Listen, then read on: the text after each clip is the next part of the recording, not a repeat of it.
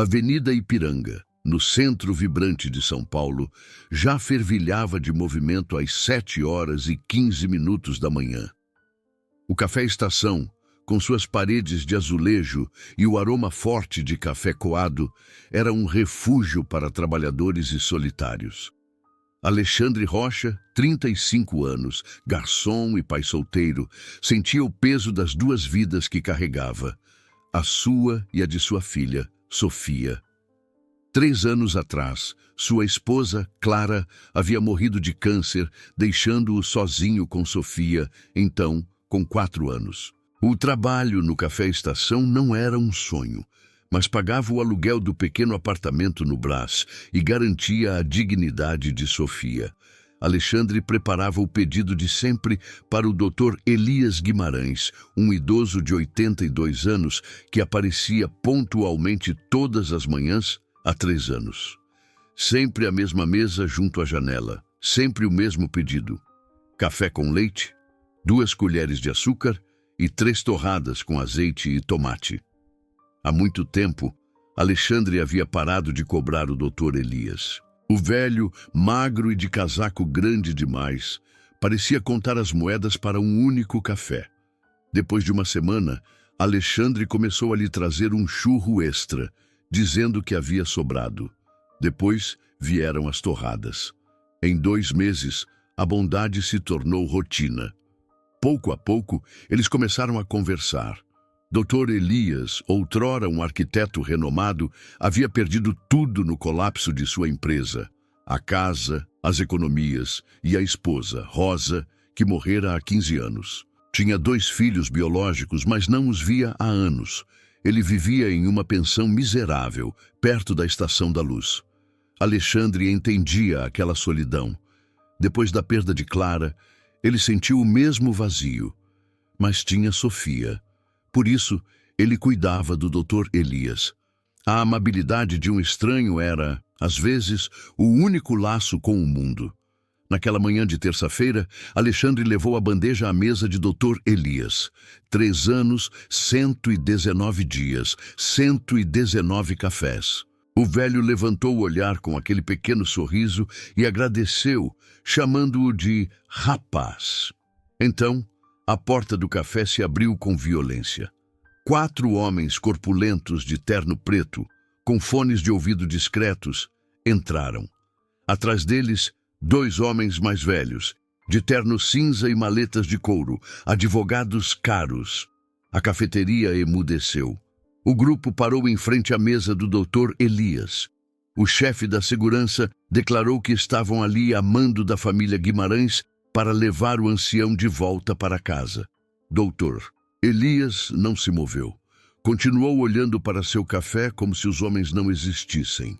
O advogado mais velho, o Dr. Marcelo, sacou um documento alegando uma ordem judicial de custódia por questões de saúde. Dr. Elias finalmente levantou o olhar. Eu não tenho família, declarou ele com a voz pequena, mas firme. A única pessoa que cuidou de mim nestes 3 anos foi esse garçom. Ele apontou para Alexandre. Todos se viraram. Dr. Marcelo, o advogado, estudou Alexandre por um longo momento. Havia algo em seu olhar que mudou. Respeito, talvez. Dr. Marcelo explicou que os filhos queriam que ele voltasse para a mansão, que fosse cuidado. Um homem de 82 anos não deve viver em uma pensão miserável, disse ele. Dr. Elias riu amargamente. Onde estavam esses filhos preocupados quando minha esposa morreu e eu afundei na depressão? Onde estavam quando perdi tudo no colapso da minha empresa? Eles se lembraram de mim agora porque se lembraram do que eu possuo. O advogado hesitou, mas abriu a maleta. Explicou que havia algo mais. A esposa falecida de Dr. Elias, Rosa, havia deixado um testamento, legando ao marido a propriedade total da mansão no Morumbi e um fundo financeiro significativo. Os filhos não haviam herdado diretamente. O advogado revelou o valor. O fundo valia 4 milhões e a mansão mais 3 milhões. Dr. Elias Guimarães possuía 7 milhões, mas vivia em uma pensão de 100 reais por mês, comendo pão e café oferecidos por caridade. O silêncio no café-estação foi absoluto. Alexandre sentiu o chão sumir. Ele se apoiou na mesa. O advogado continuou, explicando que os filhos não queriam o dinheiro. Eles eram bem-sucedidos. Dr. Marcelo era cirurgião. Doutora Renata era advogada. Eles só queriam que o pai voltasse para casa, que fosse cuidado, que não morresse sozinho. Dr. Elias negou. Não é sobre dinheiro, é sobre dignidade. Eu os rejeitei porque não suportava que me vissem fraco. Era melhor desaparecer. Ele olhou para Alexandre e as lágrimas surgiram. Nesta cafeteria, com este rapaz que me trazia café sem pedir nada, eu encontrei um pedaço da minha dignidade. Aqui, eu era apenas Elias, não o fracassado. O advogado revelou ter investigado Alexandre. Sabia de seu luto de sua filha Sofia. Seu pai nos falou de você, Sr. Rocha. Ele o descreveu como um filho. Dr. Elias assentiu, colocando sua mão trêmula sobre a de Alexandre. Nestes 3 anos, Alexandre tem sido mais filho do que os meus próprios filhos jamais foram. O advogado pegou outro documento. A ordem judicial era blefe. Os filhos não tinham poder para obrigá-lo, mas estavam desesperados. O advogado propôs algo incrível. Alexandre e Sofia deveriam ir morar na mansão no Morumbi com Dr. Elias, como acompanhante pessoal e amigo. O salário seria generoso e Sofia teria seu próprio quarto, um jardim. Dr. Elias voltaria para casa, não como um velho derrotado, mas como um homem que havia construído uma nova família baseada na amabilidade. Dr. Elias olhou para Alexandre com uma esperança frágil. Eu sei que é absurdo, mas a presença de você e de Sofia me deu uma razão para viver. Alexandre sentiu o peso daquela proposta absurda. Pensou em Sofia, no pequeno apartamento, nas roupas de segunda mão. Pensou no quão cansado estava. E pensou no Dr. Elias. Não era um desconhecido. Pediu tempo para pensar. O advogado acedeu, mas informou que os filhos estavam no carro e queriam falar com o pai. Dr. Elias se enrijeceu. Não quero vê-los. O advogado disse, é hora de começar, Dr. Elias. Sua filha Renata trouxe fotos antigas. Seu filho Marcelo trouxe uma carta. 12 anos de orgulho é tempo demais. Dr. Elias fechou os olhos. Alexandre apertou sua mão. Eu estarei aqui se precisar de mim. Não precisa fazer isso sozinho. Dr. Elias assentiu. O advogado fez um sinal. E pouco depois entraram doutora Renata, 50 anos, olhos vermelhos de choro, e o doutor Marcelo, alto, com a mesma testa de doutor Elias. Ao verem o pai, pararam. Renata sussurrou. Papai. Dr. Elias, olhando para eles, vendo não os adultos, mas os filhos que haviam sido, finalmente respondeu com a voz embargada. Olá. Naquela pequena cafeteria da Ipiranga, 12 anos de silêncio começavam a desmoronar. Naquela tarde, Alexandre voltou para seu pequeno apartamento no Brás com a cabeça em turbilhão. Ele se sentou no sofá gasto, olhando para a mesinha onde Sofia fazia seus deveres. Pensou na proposta. Uma mansão no Morumbi, um jardim enorme, um salário de 15 mil reais, o que o advogado havia sugerido. E tudo o que precisava fazer era continuar sendo amigo de um velho que ele já estimava. Parecia bom demais para ser verdade.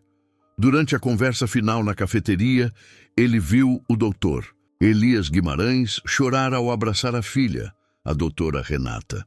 O velho havia se desculpado por ter errado. Viu o doutor Marcelo, o cirurgião, aproximar-se, mais rígido, mas com lágrimas silenciosas, implorando ao pai que voltasse para casa. Dr. Elias havia olhado para Alexandre buscando força, e Alexandre havia assentido, dizendo que estaria ali se fosse necessário, mas que ele deveria se reconciliar com sua família. Agora, Alexandre olhava para o telefone. O advogado lhe dera um número e 48 horas para decidir. Ele foi buscar Sofia na escola. A menina correu para ele com a alegria luminosa de sempre e um desenho. Duas figuras de mãos dadas e uma terceira, mais acima, em meio às nuvens. Sofia chamava a figura em cima de Vovó Clara. Alexandre a abraçou, o desenho o lembrando do amor que ele havia perdido, mas também da família que ele precisava proteger. Naquela noite, depois de colocar Sofia para dormir, ele ligou para o advogado. Queria ver a mansão antes de decidir. Amanhã funcionaria? Perguntou o advogado. Sim, respondeu Alexandre, mas quero levar a Sofia. Na manhã seguinte, Alexandre e Sofia pegaram o trem para o Morumbi. A menina estava radiante de curiosidade. Alexandre disse apenas que visitariam a casa de um amigo. Quando chegaram ao endereço, Alexandre pensou ter havido um erro. Um portão de ferro forjado, um caminho de cascalho. A mansão era uma construção do século XIX, de 3 andares, com janelas altas e sacadas trabalhadas. O jardim era imenso, com árvores centenárias e uma fonte de mármore. Sofia puxou a mão de Alexandre, os olhos muito abertos. Papai, quem mora aqui? Um príncipe? O portão se abriu. Uma governanta os recebeu e disse que o Dr. Elias os esperava. Cruzaram o jardim em estado de choque. Sofia virava a cabeça em todas as direções, maravilhada. Entraram, chão de mármore, lustres de cristal, escadarias de madeira entalhada, quadros valiosos. Alexandre se sentiu totalmente fora do lugar com suas roupas simples e gastas. Dr. Elias os esperava no salão. Quando os viu, seu rosto se iluminou. Ele se aproximou, ajoelhando-se com dificuldade para ficar na altura de Sofia. Olá, princesinha, disse Dr. Elias com a voz embargada. Ele se apresentou como amigo do pai. Eu moro aqui, mas a casa é muito grande para um velho sozinho. Ele olhou para a casa, depois para Sofia e depois para Alexandre. Se você e seu pai viessem morar aqui, talvez ela não fosse tão vazia. Sofia olhou para o pai com os olhos interrogativos. Alexandre também se ajoelhou, segurando a mão da filha. Ele explicou que o Dr. Elias havia lhe oferecido um trabalho, cuidar dele, fazer-lhe companhia. E se ele aceitasse, eles morariam ali. Você teria um quarto maior que o nosso apartamento, Sofia, e um jardim para brincar. Sofia olhou para a casa, para o Dr. Elias, depois para o pai. Com a sabedoria simples das crianças, ela fez a única pergunta que importava. O senhor Elias é bom, papai? Alexandre sorriu, os olhos cheios de lágrimas. Ele é a pessoa mais boa que eu conheço, filha. Sofia assentiu, decidida. Então está bem, podemos morar aqui. E assim, com a simplicidade de uma criança de 7 anos, a decisão foi tomada. A mudança aconteceu uma semana depois. Alexandre e Sofia tinham pouco. 2 malas de roupas, caixas de livros e os porta-retratos de Clara. Pepe, o colega do Café Estação, chorou ao se despedir, dizendo que Alexandre merecia aquilo. Na mansão do Morumbi, Dr. Elias havia preparado os quartos. Para Sofia, um quarto de princesa, com paredes claras, cama com dossel e prateleiras cheias de brinquedos novos comprados por ele e por doutora Renata. Sofia explodiu em lágrimas de alegria e correu para abraçar o doutor Elias, chamando-o de Vovô Elias. O velho se emocionou profundamente. Para Alexandre, uma suíte no 2º andar com escritório e banheiro privativo. Dr. Elias lhe disse que não precisava fazer nada em particular, apenas estar ali, estar presente. O salário de R$ 15.000 por mês era incrivelmente generoso. Os primeiros dias foram estranhos. Alexandre sentia-se um hóspede em um hotel de luxo. Mas Dr. Elias tinha uma maneira gentil de confortá-lo, de mostrar que ele não era um empregado, mas um amigo. Eles mantiveram a rotina da cafeteria. Café com torradas na varanda, conversas tranquilas, enquanto Sofia brincava no jardim. A diferença era que agora Dr. Elias não estava mais sozinho. Não precisava contar moedas, nem temer ser um fardo. Graças à bondade de Alexandre, ele havia voltado a ter uma família, construída sobre a amabilidade de um estranho. Nos meses que se seguiram, a mansão no Morumbi deixou de ser uma prisão de luxo para se tornar um lar. Alexandre e Dr. Elias mantiveram a rotina da cafeteria. Café com leite e torradas. Mas agora, na varanda com vista para o jardim, onde Sofia brincava livremente. As visitas dos filhos biológicos do Dr. Elias, Dr. Marcelo e Dra. Renata eram regulares. No início, as interações eram tensas, cheias de silêncios desconfortáveis e anos de ressentimento não verbalizado. Mas pouco a pouco, com Alexandre atuando muitas vezes como mediador silencioso, eles começaram a falar de verdade. Dr. Elias confessou seu orgulho ferido e o motivo pelo qual os havia rejeitado. Não suportava que o vissem na fraqueza. Dra. Renata chorou, pedindo perdão por terem demorado tanto a entender que o pai precisava de mais do que dinheiro. Dr. Marcelo, mais rígido, finalmente admitiu a dor de ver o pai sumir por 12 anos. Com o tempo, o perdão começou a curar as feridas antigas. Dr. Elias e seus filhos se reconciliaram. O velho voltou a desenhar projetos de arquitetura como hobby, um sinal de que ele havia recuperado a vontade de viver. Para Alexandre, a vida era um milagre constante. O salário era generoso, resolvendo todos os problemas financeiros. Sofia estava radiante. A menina corria pelo jardim e os netos do Dr. Elias, que vinham visitar, logo a chamavam de prima, aceitando-a como parte da família. 2 meses após a mudança, o Dr. Elias chamou Alexandre ao seu escritório, um quarto cheio de livros e projetos arquitetônicos antigos. Tinha uma caixa de madeira aberta sobre a mesa com documentos legais. "Sente-se, meu rapaz", disse Dr. Elias. "É meu testamento. Eu o modifiquei na semana passada." Ele explicou que havia dividido seus bens de maneira equitativa. 1/3 para Dr. Marcelo, 1/3 para a Dra. Renata e 1/3 para Alexandre e Sofia. Alexandre levantou-se abruptamente. "Doutor Elias, eu não posso aceitar, não é justo. Eu não fiz isso pelo dinheiro." Dr. Elias levantou a mão, detendo-o. "Eu sei que não fez, Alexandre. É exatamente por isso que você vai aceitar." O velho explicou que aqueles meses haviam sido os mais felizes desde a morte de sua esposa, Rosa. Não por causa do dinheiro ou da casa, mas por causa de Alexandre e Sofia. Pelo fato de acordar sabendo que não estava sozinho, que havia uma menina que o chamava de vovô e um homem que o tratava como um pai. "Eu lhes dou o que nunca consegui dar aos meus filhos quando precisavam: segurança e amor incondicional." Alexandre argumentou, mencionando os filhos biológicos. Dr. Elias respondeu que eles estavam de acordo. Dr. Marcelo havia dito que era justo. Dra. Renata havia chorado, dizendo que o pai havia sido orgulhoso demais para aceitar ajuda, mas agora, finalmente, estava deixando que alguém o ajudasse. "Eles querem que você seja parte da família", disse Dr. Elias, finalizando. "Oficialmente, legalmente."